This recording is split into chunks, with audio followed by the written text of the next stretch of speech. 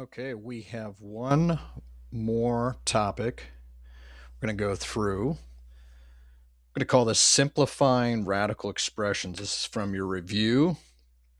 And you had about 5 of these types of problems that look like you want me to go over here. First one started at the third page, number 22.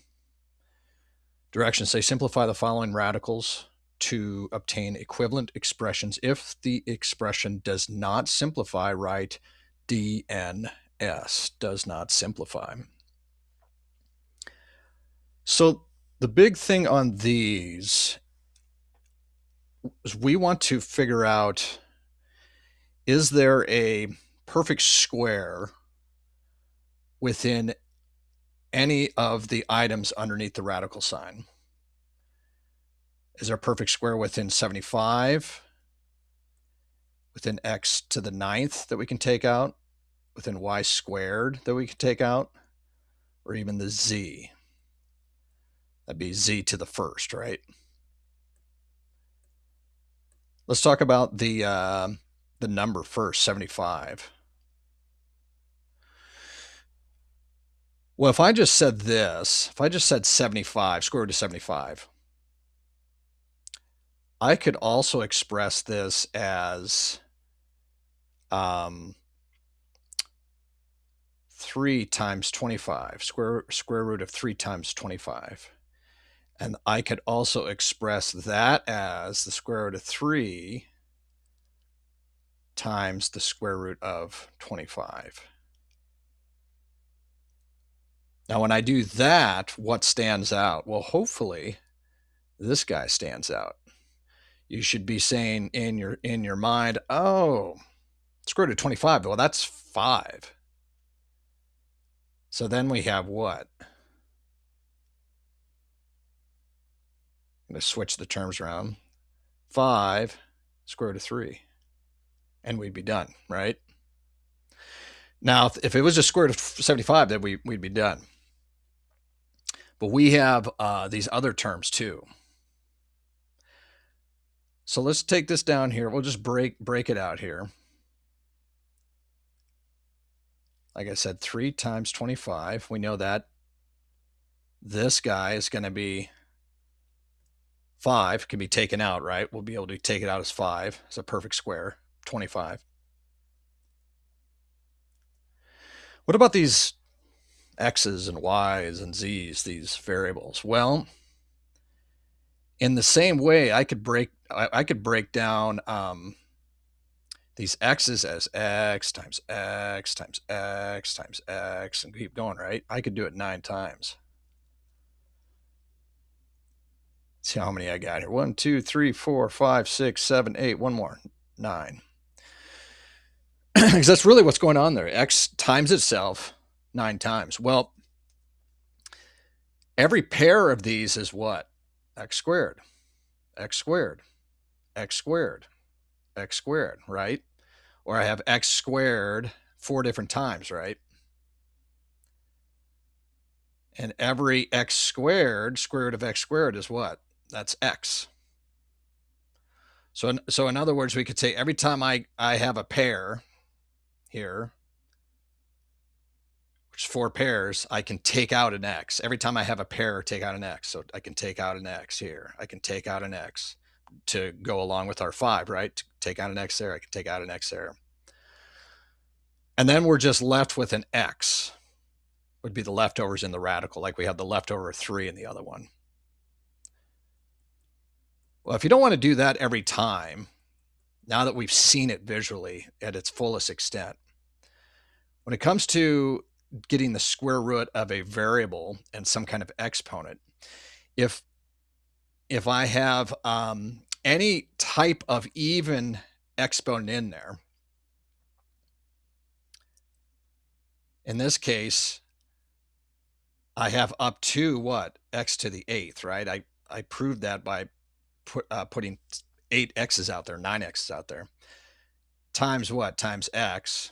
That's x to the 9th because it's x to the 1st, right? Well, take half of that, x to the 4th is what I can take out, right? We already proved that. And I know this is a square because x to the fourth squared is x to the eighth. So either way, the short way or the long way, I have x to the fourth. And I can do that with these other ones, possibly. I can, at least that's how I can approach it. Now, y squared is pretty easy. It's just y times y. Well, we've already said x squared, you take out an x, so y squared, we're probably going to what? We're going to take out a y, because square root of y squared is y. And then z is by its lonesome. He's to the first power. Can't square root of anything that's by itself, right? Just, it'd be like a prime number. It'd be like 3, so it'd be a leftover. So let's take out, let's kind of conclude here what we can take out. We can take out the 5 from this square root of 25, right? We can take out an x to the fourth from that square root of x to the eighth, and we can take out a y from the square root of y squared. That's what we can take out of the radical, but as long as we have anything left under the radical, we got to keep that there. So 3 stays under the radical, x stays under the radical, the y's are all out, z stays under the radical, and that is our final answer. So we were able to simplify that. This wasn't a DNS. So we're going to approach that in the same manner. We're going to take the same approach for all these. At least for those that have, the exponents, right, that are by themselves, which this one's very similar. The only difference is we have on number 23, we have a fraction. But remember, with radical expression, we can analyze it this way too. A to the 11th, we could break it up like this: a square root of a to the 11th over square root of b to the fourth. It's the same thing. Putting a square root over the whole fraction is the same as putting a square root over the numerator portion, the denominator portion. So we'll just do that for now, and then see what happens here. So what is this? Well, the top, I have a to the 11th, so to an odd power. So if I subtract 1, that gives me what? A to the 10th. There's my even that I'm looking for a even radical, or even exponent, I should say, times a to the first, right? That's how we could break that one up. That's a to the 11th. Underneath, b to the fourth, we'll just keep it as is.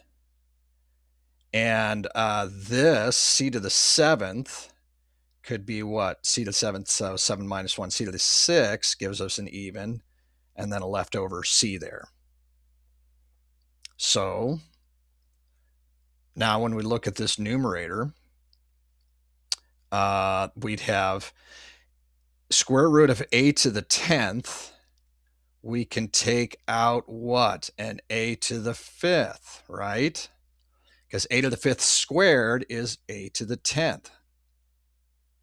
Leftovers, a, square root of a, over. What about b to the 4th? B to the 4th, we can take out b squared. Why? Because b squared is b to the 4th. C to the 6th, c cubed. Leftovers, yep, we have some, square root of c. And that is it for that one. Okay. And if we wanted to, we could do this. We could break this up, and we could say, it's not necessary, but we could do this and break it up into 2 fractions. And even the second one, we could just say a over c, square root of a over c, if we wanted to, where we're combining this under one radical, but it's maybe not necessary. I would say either one of these is what I would imagine would be acceptable from your instructor. Last one, at least for these directions. Can we simplify this expression, number 24, a squared plus 9, square root of that? So square root of a squared plus 9. So really, the temptation would be, oh yeah, a squared. Well, that would be a, and square root of a squared is a, and the square root of 9 is 3, and yeah, I guess I'd say plus. Actually, we can't do that. Why is that? Because these two are together with that plus sign. They're one unit. We can't separate them out, as opposed to this. If it was um, this, we could do that. If they were multiplied, square root of a squared times square root of 9, then you'd have a, and you'd have 3, or 3a. That's not, we're not doing that. So what are we trying to do? Well, it's a quadratic or a polynomial expression that has that would be two terms, so it'd be a binomial, a squared plus 9. Is there a way we could break this up into two binomials? Where you're using FOIL to determine, or I guess reverse FOIL to determine if this could be broken up, factored. Because if it could, then there's a possibility, like if we had something like a b plus 2 squared, if we determine you had b plus 2 times b plus 2 for a problem, which would be b plus 2 squared, b plus 2 squared, the square root of that would just be b plus 2, right? So is there some kind of expression here squared going on? Well, let's see. If I had first terms a and a times a, that'd be a squared. If I had last terms 3 and 3 times 3, that'd be 9. It looks like we have a plus 3 squared. So if it's square root of that, then it'd be a plus 3. However, what does this expand to? Well, this is what? A times a, that's a squared. Plus, we got an inside outside, plus 3a, and plus 9, right? Last terms are that 3 times 3. This isn't the same. This is a squared plus 6a plus 9, which is not a squared plus 9. So we can't break it up into this a plus 3 squared and then be able to simplify it with the radical sign. So what do we have here? We have a does not simplify here. It just is what it is. The radical stays, and we can't take anything out.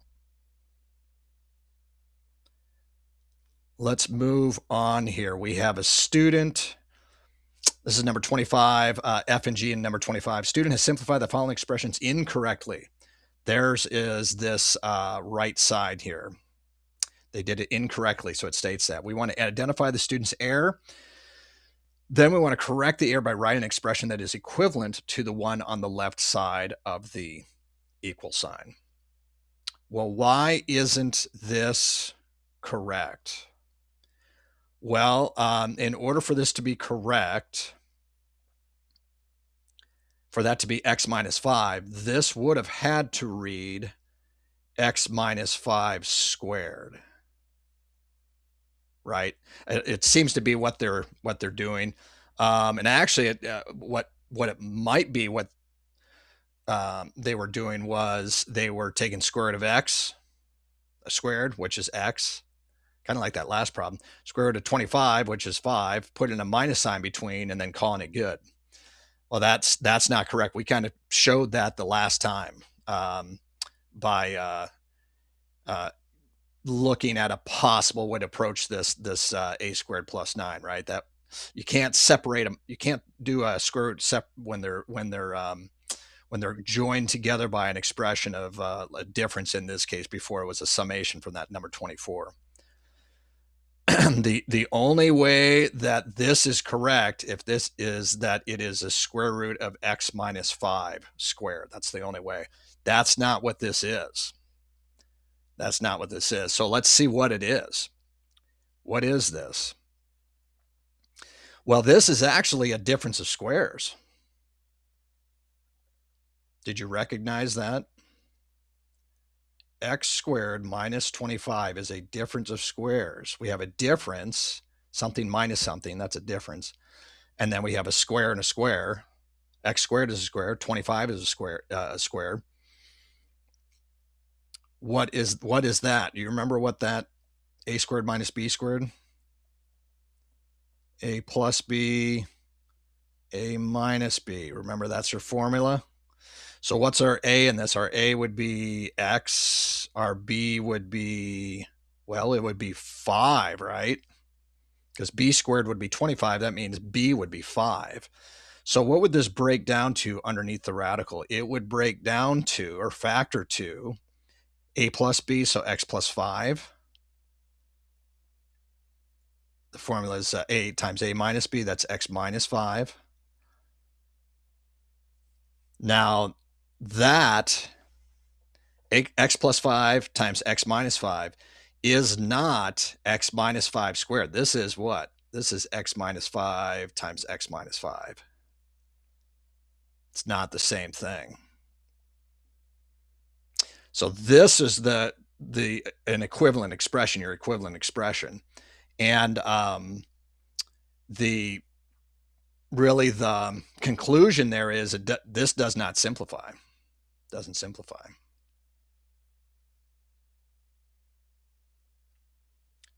G. We have a negative 18, square root of negative 18. What are we doing when we're square rooting a negative number? Well, remember there's this idea of imaginary numbers. Remember that fun thing? Imaginary. Now we're imagining numbers. Imaginary numbers.